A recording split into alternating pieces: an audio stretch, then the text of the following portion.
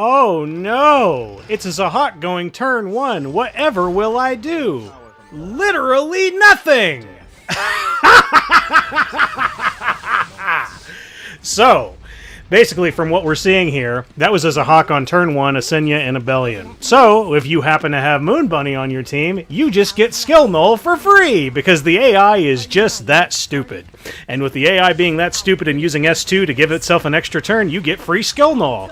And because we happen to go before our Hwayoung, we also give ourselves attack buff with Moon Bunny's S3, then giving attack buff to Hwayoung. Then that will allow us to one-tap the Belian, and now all we have left are some green units to just pretty much deal with. So, we're not 100% out of the woods yet, because the Zahhak was able to get one good hit in here. I attempted to try and delay him as much as possible. I tried to put him to sleep. Didn't work out.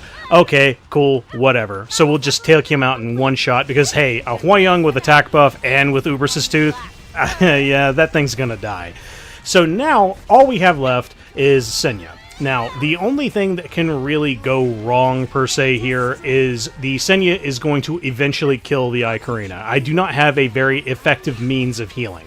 The only means of healing that I even have is anytime Moon Bunny uses her S3. Fortunately for us, the Senya isn't really doing crazy amounts of damage. This is going to be one of those, like, annoying as hell, I'm just going to last forever Senyas. They have the E on them that gives health back for every time they S1, so we're not dealing with Gab.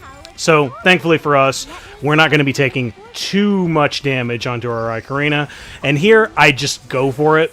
I could have saved it for one more turn because, hey, LOL, Hwayoung's S3 is 4 turns now instead of 3. Hey, balance.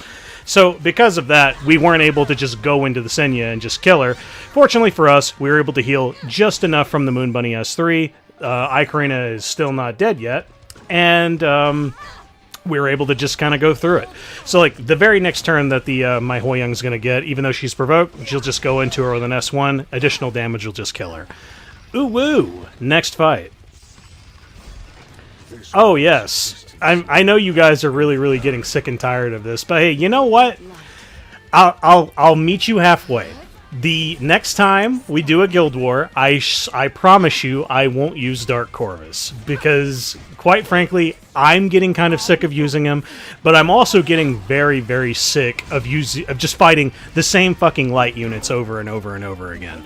Like, it's either going to be Arowell, some kind of light mitigation unit, Adin, who's just going to be either doing big-ass damage, going to have evasion on her, going to put him, like, invincibility on the whole team. And then, of course, there's, like, you know, king shit herself, Navy Captain Landy, who just straight up has a kit that's, like, 3 miles long in terms of paragraphs that you have to read, with, like, you know, free anti-crit that the whole team gets. Arowell's there, you've got barriers everywhere. It's like, this shit's just not fun. I could have fought this with an Arunka. I could have. I just didn't really feel safe doing it into, like, a first turn basis. Like, I usually like to do anything where I feel kind of risky about it a little bit later into the fight, instead of going into it just, like, balls deep first thing. Like, here, I could have gone, say, Arunka, some kind of an attack buffer, and then some kind of healer. And then I would have probably done turn 1 going into Adin. That would have more than likely killed her from an S3, because everybody's going to have barrier. Doesn't fucking matter. And even if the Adin goes first, she doesn't give herself invincibility. Go fuck yourself. And then there's, you know, Navy Captain Landy that we go into at the very end. But hey, so we skipped through a lot of this, because quite frankly, 2 Soul Weavers Dark Corvus going up against a light meta team, you cannot lose. You just can't. You have 2 healers that are going into your 1 unit who's only going to be hit, and every time he's hit, he gains CR boost. Or no, not CR boost, but cooldown reduction for his S3, and his S3 does big fucking damage. Pretty much it's, you know, guaranteed. Now, the moment a lot of you have probably been waiting for. It's Nahkwol the demon herself. I'm not seeing her too terribly much yet, but I have a feeling that it will either change and we will start seeing her on every fucking team, or we're just not going to see her at all. So I still think Lua is a worse unit to fight, but like Nahkwol is not good, is not like a fun thing to fight either. Here it just really, really works out in our favor, because we're going up against Nahkwol, a support, and a DPS. So what we're doing is we have Roana here strictly to tank the hits from the Nahkwol, and also for any and all healing that's going to be going into us via counter or extra attacks. Lethe is there to do all of the damage, because the only things that are going to be annoying for her is just the Ocean Breeze Luluca. And then Moon Bunny is there pretty much to contest the Nahkwol, because anytime extra turn happens, then you'll get yourself your skill null, your cleanse, and your your skill null, your cleanse, and just all that other good stuff. I can't recall it all off the top of my head. But basically, what's happening here is the Navy Captain Landy was their only means of doing damage. So, naturally, if you use Lethe, you go into her, like, even if you get hit and you get reset, you just use your S1 or your S2 or your S3 Soul Burn, get your extra turns, get whatever omens that you can on your Navy Captain Landy. As soon as you got her up to 3 omens, unless that Navy Captain Landy is either rocking Proof of Valor or rocking some means of protection via mitigation, or just some is like over 20k HP, you're gonna pretty much kill it. So as soon as we kill that, now all we have left is Ocean Breeze Luluca and Nahkwol. So I was debating on if I wanted to actually like speed through this, because quite literally all we're dealing with now is just Ocean Breeze Luluca shenanigans. But here is a pretty good example of just how damn good Moon Bunny Dominiel is into Nahkwol, because my Moon Bunny is not fast. She's not fast at all, but she's able to turn cycle enough so that her S2 passive is able to reset itself, so that you're going to continue to get the cleanse, the skill nulls, and the immunity. So that's like the most important thing about her. So even if you're rocking a slow Moon Bunny, you can fight Nahkwol. The problem isn't really Nahkwol herself. It's who is in the team with her, which is why I'm starting to believe that this particular format of like Nahkwol usage is just bad. It's Nahkwol, a support, and a DPS. You can't make that work. It just doesn't work. Because as soon as the DPS goes down, you've already lost. So what I'm predicting is what's going to happen is it's going to be like a variation of Lua teams. It's going to probably be something along the lines of Nahkwol, a DPS, and a DPS. I do happen to have an example of that in the next round of matches that we're going to do. But that's what I'm predicting we're going to be seeing.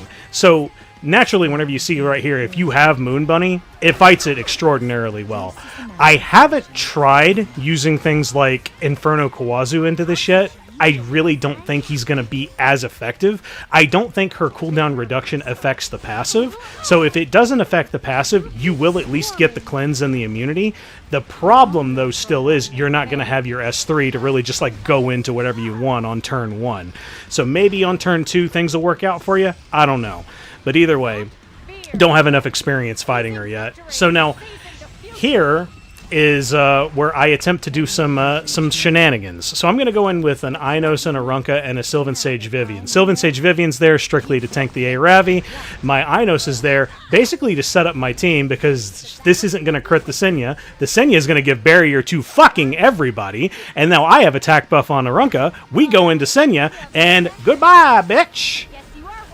See you later! Now, all we have left is Apocalypse Ravi and and Conqueror Lilias. So, right here was actually a mistake. We did not need to S3. Now, the reason why that's a problem is because now we can't S3 on the Arunka onto the Conqueror Lilias, because Conqueror Lilias is the most dangerous thing on this whole team. It's not the DPS, it's Conqueror Lilias. The sheer support that she gives is absolutely insane. Thankfully for us, she was not built tanky, and she was just like one of the standard fast ones. So cool, works for me. We were able to go into her, easy peasy. Now all we have left is Apocalypse Ravi. So Apocalypse Ravi isn't going to take big damage here. I wanted to test to see how much damage this S3 would deal to a death broken Ravi, and it's still not very much. You pretty much have to always save it for any time you see a barriered unit, which really sucks. I hate that about Arunka's S3, but you know what? I can't really complain too heavily about it, because it gives her identity. If you're going into like heavy barrier mechanics, she is extraordinarily useful going into stuff like that. It just really feels like she needs one more little tiny buff. Honestly, I feel like just changing her S1 to where it always activates the extra attack, and then turning the soul burn into the S3 to where it just does more damage. Bam! Arunka's easy. Good character. Just change that, and she works for me. So here, I attempt to try using Nahkwol myself. So first and foremost, we're going to go in with Midnight Gala Lilias into the Last Rider Krau, because I'm a fucking genius, and Shazam, he's already dead. So this is like the one and only thing that you can really actually use Midnight Gala Lilias for, at least when it comes to the S3, because otherwise the S3 really kind of falls off on any other unit that you really go into. The good thing about the S3 is it at least always still gives you attack buff, so that's a reason to actually use it, and you turn cycle quickly enough that you're going to get it back fairly fast, unlike, say, Hwayoung. So whenever you hit like a bad unit with Midnight Gala Lilias, you still at least get some value out of using the skill. Unlike Hwayoung, where if you end up going into a unit that you did not know their HP values for, and you just did piss fucking nothing damage, oh, goody. So you're just dead weight for 4 fucking turns. But either way, so here I was attempting to try and use Nahkwol. Now, do not build your Nahkwol like mine. My Nahkwol is utter fucking dog shit terrible. If you want to build a good Nahkwol, go 300 speed, as much effectiveness as you can. Basically just, if you don't like Lua, take all your gear off Lua and throw it on Nahkwol. Pretty much that's what you do. And the only thing that I don't like about her is pretty much the same problems that I have anytime I try to use control in, a Guild War format. And that's pretty much just the fact that as soon as you get 15%ed at any time, then you no longer can't really do your thing. Like, that's kind of the problem. So this happens eventually, but fortunately for us, we have enough, we're actually fairly tanky, and we also have a Roana with us who's doing a very decent job on keeping the healing up, because Celestine is a mad good artifact. So we're going to keep going into this. We still hit the bind here, but then I think right here we do not hit the seal. So because we don't hit seal on Lionheart, now I can no longer fuck around. Because if she's unsealed, if you get any dual attacks of any kind, then she'll activate, give her self-defense buff, and then just utterly fuck your face in. So yeah, I don't really want to do that. Let's not have that happen at all. Thankfully for us, she took just enough damage, and she probably wasn't as tanky as some of the really meta Lionhearts are, and she was able to go down. So, on to our last match here. We have Sinful, Angelica, Arunka, and I believe also Conqueror Lilias, a unit that I never fucking use. Now, the reason I wanted to try and use this is just to give a guarantee of damage that the Arunka can deal, because there's only literally one threat on this team. The one threat being is Navy Captain Landy. So as soon as the Navy Captain Landy goes down, the whole team falls the fuck apart. And Shazam, attack buff and vigor. Well, damn, that's 34,000 damage.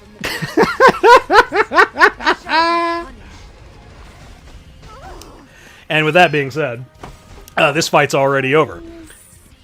Now, fortunately for us, we're still dealing with 2 units that also do give barriers. However, the things don't really quite line up in the way that I was hoping. For example, we already killed the barrier on the Unbound Knight Arowell, so we can't go into her. We'll go into the Emilia, still do really, really good damage, do a lot of extra damage via escort to the Arowell, and she still doesn't have her S3 up. Because she doesn't have her S3 up, whatever. We still have a lot of dual attacks that we did, and with all those wonderful dual attacks, she's dead! Hoorah!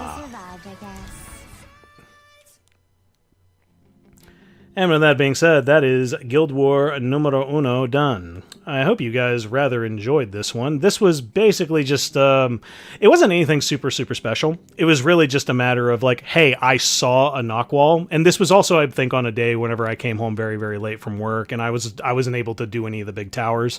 So I was just scounging around. It's oh, hey, is there any Nahkwols anywhere? Because I really want to fight this unit in a Guild War format and see just how dangerous she is. So the big thing that I'm already taking away from it, it's not Nahkwol herself. Herself, she's not really super dangerous. It's who she's with.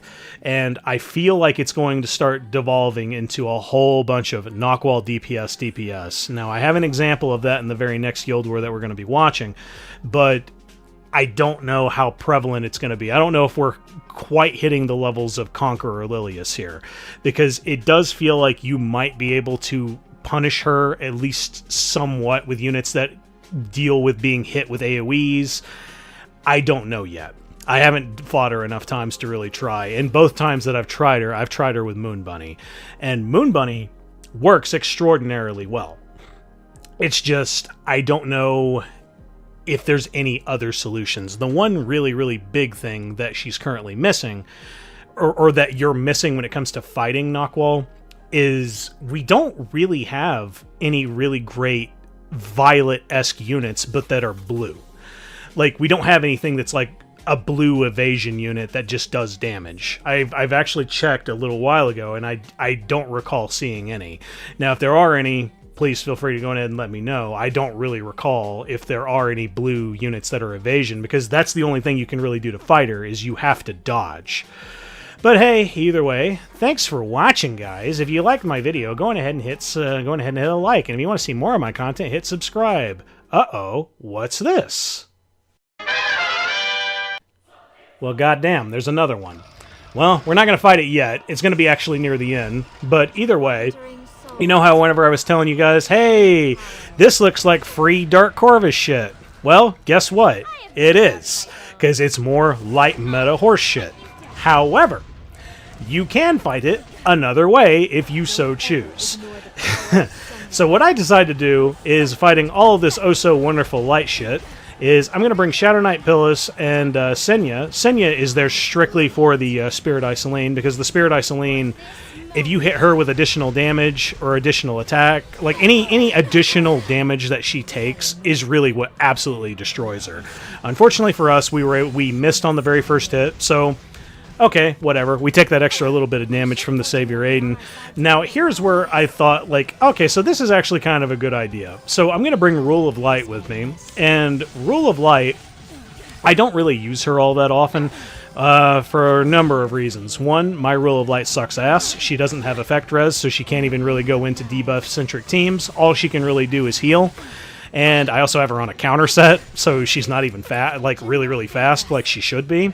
And because of that, well, hey, looky there. I already have to use my S3 on Shadow Knight Pilis just for the sake of healing. And because of that, well, guess who the damage is going to be redirected to? Okay, going to be Senya.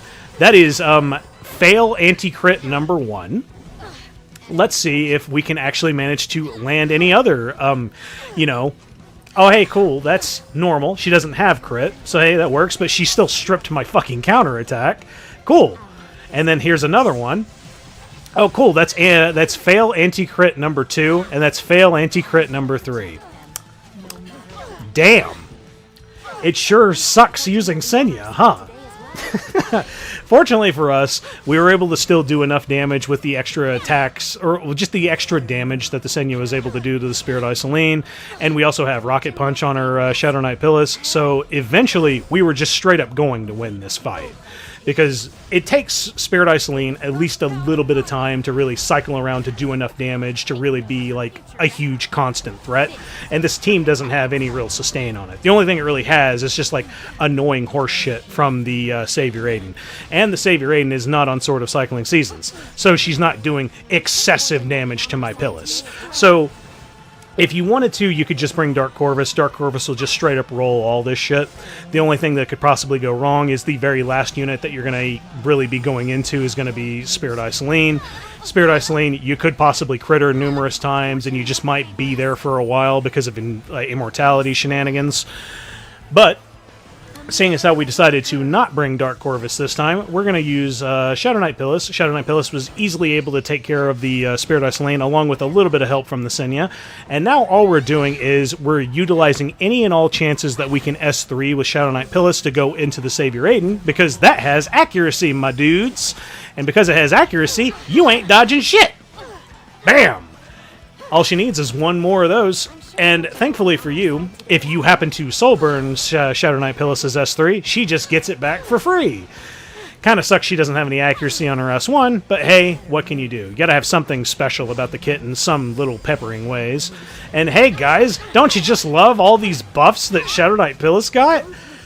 Actually, I'm talking mad shit right now. But it actually did have a factor here, because early on in this match, I did happen to crit that Spirit Eye Selene, and then she went into my Shadow Knight Pilis, and because of the buffs that she received, where she takes now she herself also takes less damage if you receive a counter attack or an extra attack or a dual attack. Well, that actually like really kind of saved my ass. Who'd have thought? And now here's another match where I'm utilizing Sinful, Angelica, Arunka, and Destina. So here the plan is we're going to go in with Arunka because we're going to do a cleanse, a attack buff, and then also a speed buff here onto the entire team. Thankfully for us, the one with the highest HP was actually not the ae-KARINA, but it was going to be the Navy Captain Landy. Now because it was Navy Captain Landy, Shazam, that bitch be dead. Now, all we have to do is we just have to deal with an ae-KARINA S3 going into our whole team. It actually isn't going to matter. The reason why it's not going to matter is it'll do big damage to the Sinful Angelica. Lol, immortality, don't give a shit. And then I also have Destina, she's fairly bulky. And then I also have Arunka, who is also fairly bulky as well. Not going to kill us. And because we also have Destina's S2, we'll use that to make Arunka lap around up to the front. We'll kill the Conqueror Lilias because she happened to have a barrier with the S3. Shazam! Now all we have left is ae-KARINA. So, the only thing that can go wrong now is we accidentally kill her before we're able to revive the Sinful Angelica again if we wanted to use her for future fights. That's the only thing that can possibly go wrong now. So here, I take a quick look at the bar. So hey, what's your turn order at? So she has her S3 on her next turn. So that means the only thing that's going to go into my Sinful Angelica is going to be a little baby hit right here. And thanks to Guardian Ice Crystals, we don't take enough damage to just immediately get fucking killed. So now we've lapped around to our turn. We activate our S3 again. Shazam! Immortality! I don't give a fuck. Now, it's really just a matter of, hey, I have at least 2 Sinful Angelica turns remaining to just go into this team until the ae-KARINA is dead. And the ae-KARINA is already like well below half health. Once again, not going to kill me. I have more than enough HP. Still haven't even used my Destina's S3 yet. Honestly, don't need it. And we were able to go in with dual attacks from the Sinful Angelica from the Arunka. Hoorah! The match beeth over, my fellow dudes. Oh, goody. You guys know this shit's never going to go away. So, to those of you who have watched my channel, you understand what this comp is. This is something that I've used for a very, very long time, and it's any time I ever see Lua. Now, the only difference is this is a Lua, ae-KARINA, and a Senya, which, guess what, guys? This is actually easier to deal with than a Lua Senya Shu. The big reason why is because the ae-KARINA just straight up doesn't do enough damage. She just doesn't. And she's also not going to death break you. It's just not going to happen. Not at all. So, why is this team pretty much free? The reason why it's free is, one, we're going into Lua. Why is Lua a threat? Lua is a threat because she does all this oh-so-wonderful cancer that goes into whoever your unit is that she's going to be attacking. In this case, going to be Shadow Knight Pilis, because the other 2 units are green. She cannot hit them because they are green. LOL, element disadvantage. So, because of that, we're going to have constant hits all going into our Shadow Knight Pilis, unless another unit has like lower health than a Senya will like occasionally go into them or whatever. Hardly happens. Not important. But either way, all the hits going into Shadow Knight Pilis, everybody's going to have death buff. Pretty much at all times. Every time Shadow Knight Pilis takes 4 hits, you give death buff for 2 turns to the entire team. And as well as that, every time you are hit with any attacks as a Shadow Knight Pilis, you obtain, let me see here. I actually can't remember. It's been a while since I've actually looked at the stats for it, but you gain a metric shitload of defense. Like, you gain a lot of defense for every attack, and it stacks up to 3 times. That's what her S2 passive is. It's will. So, what we're going to do is, we'll just hit that nifty little button up there in the very top right, which is the auto button. We'll tap the ae-KARINA, and as soon as the ae-KARINA is dead, we'll just go and make a sandwich. So, the reason why this works is because the ae-KARINA is the only unit that is a threat, but not for the reasons that you might be expecting. Normally, when you're fighting Lua, Senya, Shu is the threat because Shu is the only one that can deal big damage and possibly kill you. But in this particular case, the ae-KARINA is only a threat because if you go into any other unit, you run the risk of her dealing more damage than necessary because of how her passive works. As soon as any of the other two units go below half health, then she's going to give them a barrier and give herself defense buff, and then if she happens to get a S3 around that time, she will do very big damage to you, even if you have a good bit of defense on your unit, and we just straight up don't really want to deal with that. So we'll just go into the ae-KARINA first. As soon as she's gone, now you just, I like pastrami on rye. It's not bad. I like a little bit of like mustard and I like a little bit of spice with my sandwich. It's generally pretty good. Kobe Jack is like pretty good as well. It's like I'm actually not even fucking with you right now. Like this is how easy this fight really is. Because as soon as the blue DPS is gone from a Lua team, they can't do anything to you, because they almost always have Senya with them as well. And the Senya is only there as an annoyance. She's there to pretty much just deal additional damage with Spear of a New Dawn, and if you don't have effect res, to pretty much just provoke lock you, or to like hit you really bad with the S3, which is like, mist debuff, and then you go into her, and then you do reflect damage, and you just take extra shit damage. That's basically it. So now that we've dealt with the Senya as well, all you have left is Lua, and unlike Conqueror Lilias in a 1v1 situation, as soon as Lua is by herself in a 1v1 situation, if I happen to have nobody else with me, Lua can do literally nothing. She does nothing. She just, like, is annoying as fuck with the rest too, and she can occasionally, like, skill cooldown reset you with S3. So, sure, I'm able to, like, completely auto this team, but that still doesn't change the fact that Lua needs to be nerfed. Fuck that bitch. She's a terrible unit. So, on to the next fight here. So I'm not going to sugarcoat it real quick.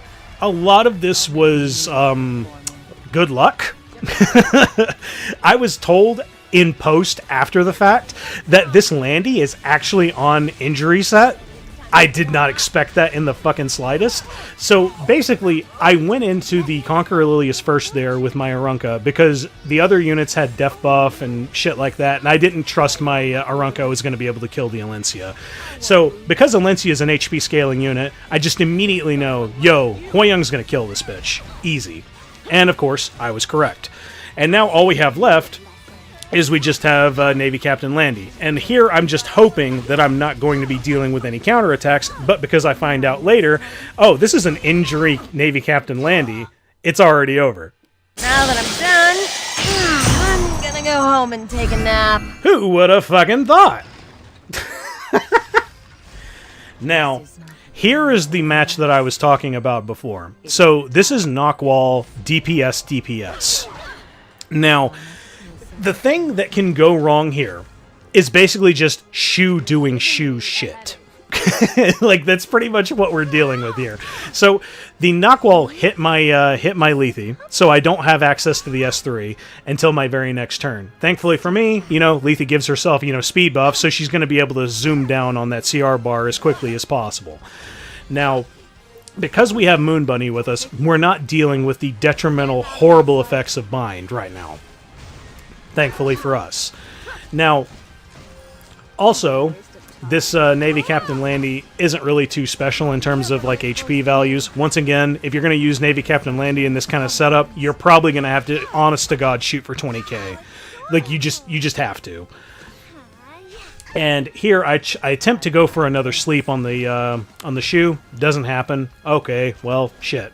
So now we're dealing with Shu shenanigans because she's able to get her S3 off. So if her S3 goes off, any attack going into her, because she's on counter set, or into another unit, can possibly deal a counter attack. So this is the part where using Roana on my side is actually not a smart idea. If I was smarter about this, instead of bringing Roana, just because I was nervous I wasn't going to be able to kill the Navy Captain Landy, and I was afraid, like, Shu was just going to go fucking crazy and shit, the smarter decision is to instead just bring Destina. Because Destina can do, like, big heals, she can revive, she can do, like, CR pushes, things of that nature. Because pretty soon you're going to start to see the crazy shit that Shu's going to start doing. Like, that was one hit that just did 12k. Fucking ow! So, we don't kill with the S3, because that's a 26k Shu, and then she hit me again with another S2. So here's where the nerves set in. It's a matter of, I can't risk it to go into the Shu, because the chances of her counterattacking are higher if you hit her instead of hitting another unit. So any counterattack, again, going into my my Lethe, or straight up just another S1, S2 into my Lethe, I'm fucking done. Like, that's all it's going to take, and then I fucking lose. So here I decide, hey, let's just get the Nahkwol out of the game. I don't want to fucking deal with this shit anymore. I can't deal with being reset on my Roana. I actually kind of need to have access to the S3 as much as possible. And because, you know, she also gives herself immunity, well, fuck me. I can't put her to sleep now. So here I go for the S3, which is the revive that Roana has, so if I happen to lose my Lethe, then we'll be in good shape. Now, fortunately for us, this is actually not the correct play to make, because now I've just completely killed my revive buff, because case in point, counterattack, she didn't get the follow-up here, and we go for it here, and shazam, now we finally win. So, that's the one thing that can really go wrong if you're fighting Nahkwol, and it's pretty much Nahkwol DPS, because Nahkwol herself is annoying as fuck in that particular situation. Thankfully for us, we have Moon Bunny, and Moon Bunny is able to really deal with a lot of these extra turn shenanigans really, really well. So, onto this round right here, we're dealing with a Zio, an Apocalypse Ravi, and a Senya. So, what I decided to bring is, I'm going to bring 2 healers, and I'm going to bring Urban Shadow Shu. So, here's what we're doing. The Magic Scholar Doris is going to tank all the hits for the Apocalypse Ravi. The Angelic Montmorency is going to take all the hits for the Senya. And we're also going to use our S3 onto Urban Shadow Shu now, so that we don't get provoked now. Because all of my other units have a lot of really, really high ER. Shu does not. So now, we don't have to deal with any of, like, Senya's horse shit. So, what we're going to do now is every turn that Shu is going to get, if we have S3 available, we're going to go into the Apocalypse Ravi. If not, we're just going to go into the Zio. Because we're not trying to kill right now, we're trying to spread injury. So, the more injury that we're able to spread, the more fucking horrible it's going to get. Because right now, he can't really kill me with his Senya. Like, it's not doing enough damage into my Angelic Montmorency. So here's turn 1 going into the Apocalypse Ravi. Sure, Proof of Valor, but you're still taking a metric ton of damage. Bam. That almost fucking killed her. So, if I were to do that one more time, it's pretty much over for the Apocalypse Ravi. So what I'm going to do now is I'm just going to keep going into the Zio. This kills the Zio as well with all the extra damage, because Bzzzt is a wonderful debuff, is a wonderful buff. Now, the next chance that I really get to go into the Senya, I'm going to use the S3 on Shu to go into her, just to spread some more injury out, and hopefully Bzzzt will do enough damage to just straight up kill the Apocalypse Ravi. Like, look how ludicrously low on HP she is. She's not going to kill my Doris. It's just straight up not going to happen. And here I was expecting Bzzzt to work, to actually kill the Apocalypse Ravi here. It doesn't. But hey, even though we don't crit right here, we've done enough injury. Like, this is hardly any going into the, like, Senya at all. And look at all the damage that she's done. Urban Shadow Shu is actually kind of ridiculous. Because if you don't have a plan to deal with her, or if you have her very well protected, she will absolutely decimate the team just with injury procs and additional fixed damage. Oh, man. And that is the Guild War, ladies and gents. Hoorah! I hope you rather enjoyed it. And yeah, I'm actually starting to really kind of enjoy using Urban Shadow Shu. I'm kind of surprised I don't see her enough, but then again, I guess people are probably just cleaving it if you see it. Because if I see an Urban Shadow Shu, I'm probably just going to throw like Midnight Gala Lilias at it and just like one-tap it, because she's an HP scaler as well. But like, whatevs. But either way, I hope you guys rather enjoyed this video, and if you did, go ahead and please leave me a like and leave me a subscribe. And if you want to see more of my stuff, yeah, that's what the subscribe button is for. But if you want to catch me on another program, by the by, it turns out I'm actually going to be on the World's End podcast. Woo! Epic 7 World's End podcast. Ooh, woo. We're going to be talking about stuff. So, if you want to check that out, that's going to be at 7 o'clock Eastern Standard Time today. Hopefully, I'll get this video out before that one comes up. But if not, I'll just release this after the fact, and then you guys can just watch the replays later. But either way, I hope you rather enjoyed that. And you know what? I would have more things to really talk about, but I don't really have a whole lot of things to really discuss, other than just the fact that, like, Nahkwol is a unit that leaves me very uncomfortable. And the biggest reason why I'm so uncomfortable when it comes to fighting her is we don't really have great options for fighting her. The best thing that we really would have if we had it is a blue evasion unit. But we don't really have that. Like, that's the biggest thing that we don't really have right now. Once again, if I'm mistaken, please, by all means, feel free to correct me if I'm actually, like, totally missing it. But, yeah, that's, like, the biggest thing that I'm feeling, is I feel like we just need some kind of... Hey, you know what, guys? Go ahead and revamp Kali again, because nobody uses Hwayoung. Yeah, just revamp Kali again, turn her into some weird-ass evasion unit, and then bam, she just starts killing Nahkwol. Wouldn't that be the funniest shit ever? Yeah. But either way, guys, I hope you guys enjoyed. Have a good one. Peace.